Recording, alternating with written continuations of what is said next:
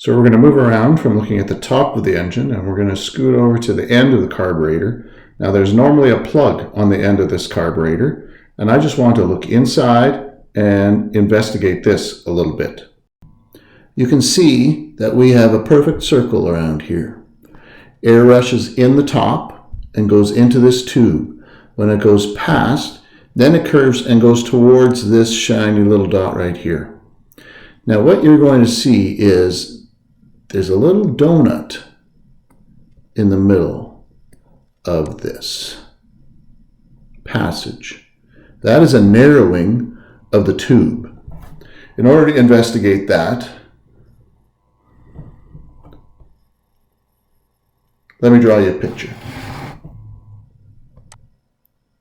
If we have a tube and air is rushing past it, and if we take and make that tube a little bit narrow, say we go like this, and we go like that. Ooh, that's a little rough. Let me do that again. A little smoother like that, and like that.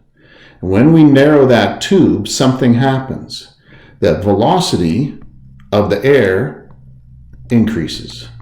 Wait a minute, Martins. Venturi principle? What the heck is that?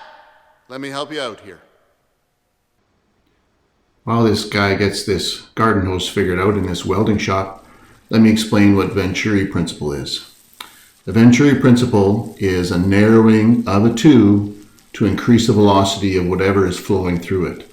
So in this case, his somewhat stunted attempts at trying to get the increase in velocity, hey, there he goes, now he's got it. You can see that the increase in velocity happens when he gets his thumb over the end and restricts the tube, and that makes it go faster. Now when the velocity of the air increases, we're going to use that to our benefit, because the engineers, they did that on purpose. They made sure that when the air rushes past inside this carburetor, it goes through this passage away from us and has to go a little bit faster through that narrowing of the tube. Now, there's one thing you want to look at here, and I'm just going to zoom right in, and you can see that there's this little tube right there. Now, that's called a jet, and we're going to use that jet, and if you could look inside this carburetor, it will go down inside the carburetor to a tube. And inside that carburetor is a cup. That cup is full of fuel. Now let's go back to our picture. And we're going to draw in where that jet is. I'm just going to erase just a little bit right there. This jet sits right here.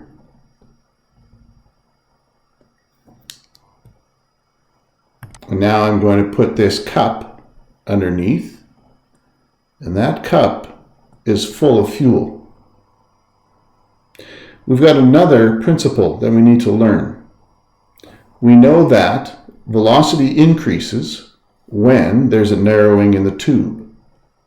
We also know that when we have an increase in velocity, that's always going to equal a drop in pressure. That drop in pressure is called Bernoulli's principle. Really?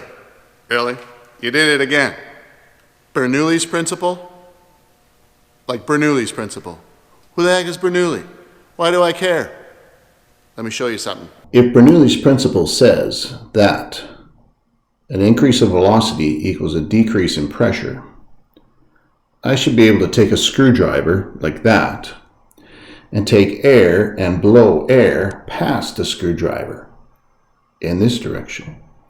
And when that air rushes past the end of this screwdriver right here, an increase in velocity will create a decrease in pressure right there. That's low pressure. And if I have enough low pressure in this area, when the air is going past, that low pressure area could create enough lift to cause this screwdriver to float in midair